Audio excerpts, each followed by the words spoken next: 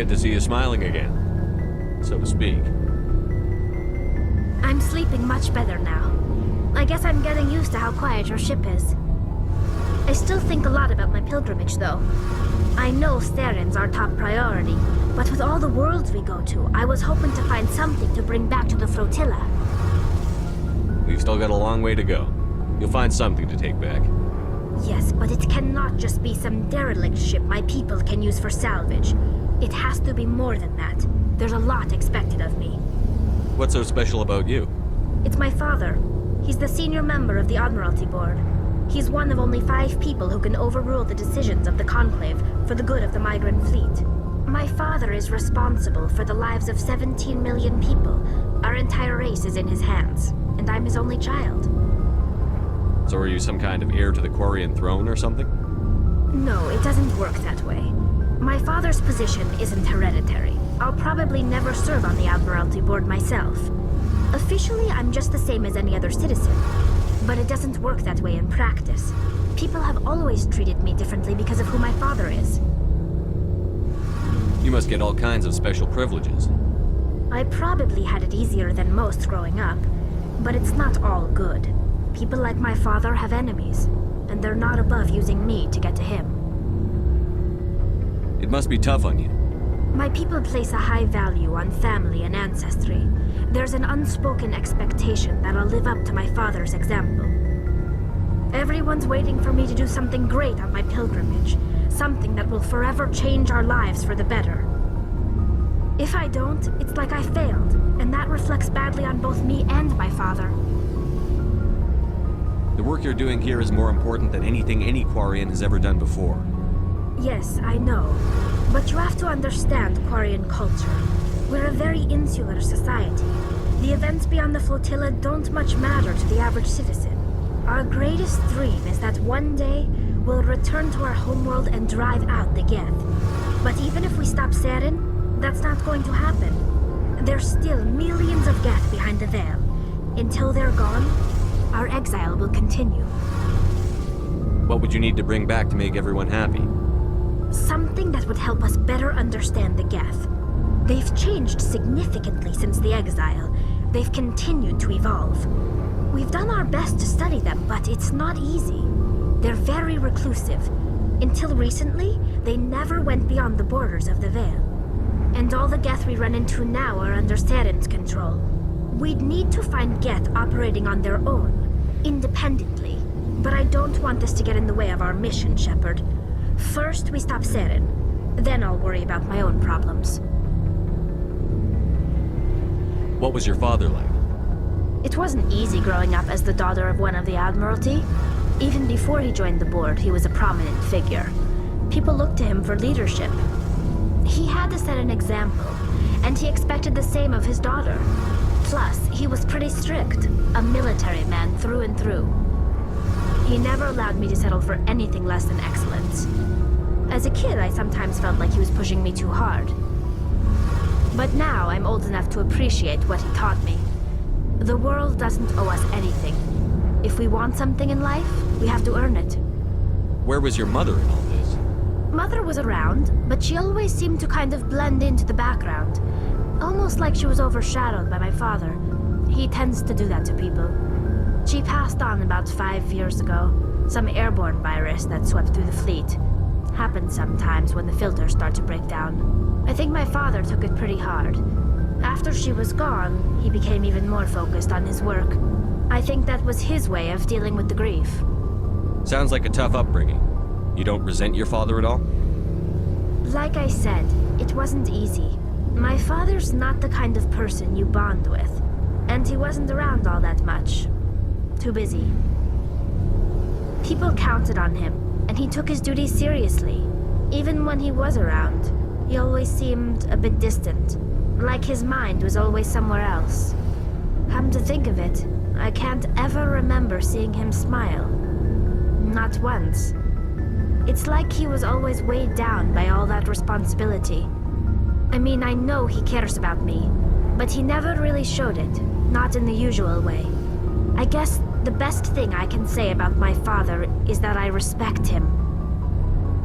I want to talk about something else. Like what? want to know more about the Geth. I doubt I can tell you anything you don't already know. It's been almost 3 centuries since they drove my people into exile. All I know is the story of their origins. What they were when we created them, and how they turned on us. Interesting. The Geth were originally created to serve as an automated manual labor force. Initially, their intelligence was as limited as any VI. Over time, we made small modifications to their programming to allow them to perform more varied and complex tasks, bringing them closer and closer to true AI status. How come the Council didn't step in and stop you? This wasn't true AI research. We may have been skirting the bounds of the law, but we never did anything that was actually illegal.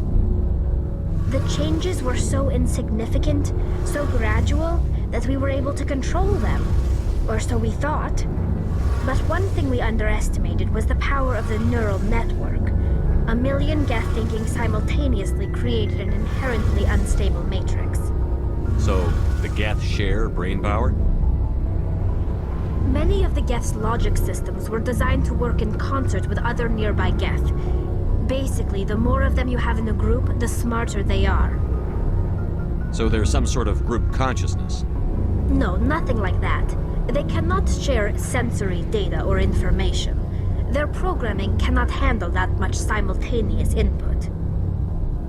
Each Geth maintains an individual awareness and identity. The neural network only operates on a process-based level. It's basically the synthetic equivalent of a subconscious.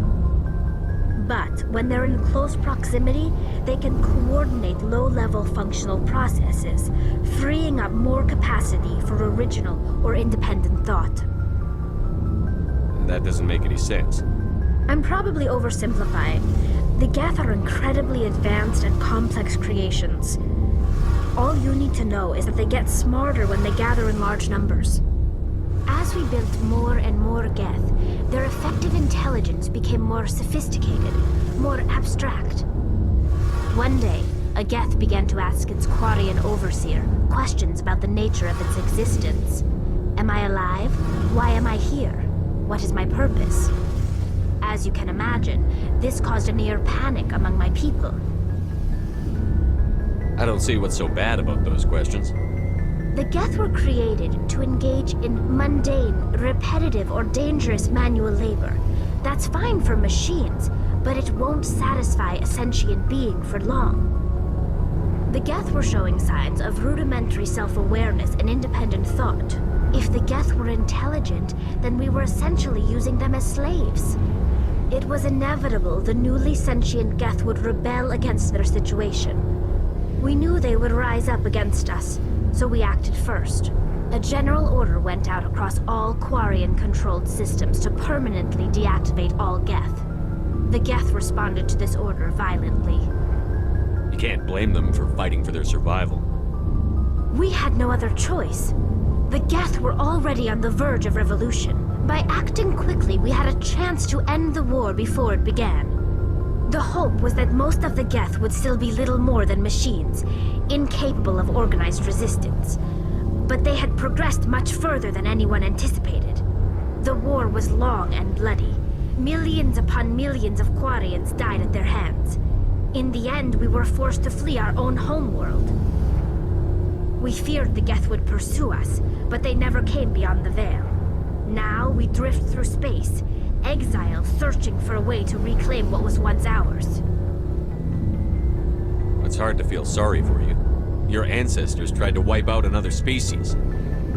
We made a mistake when we created the Geth in the first place, but we did not make a mistake when we went to war against them. If we had not acted, they would have wiped us out. They're a synthetic life form. They have no use for organics. None. Why do you think they cut themselves off from the rest of the galaxy?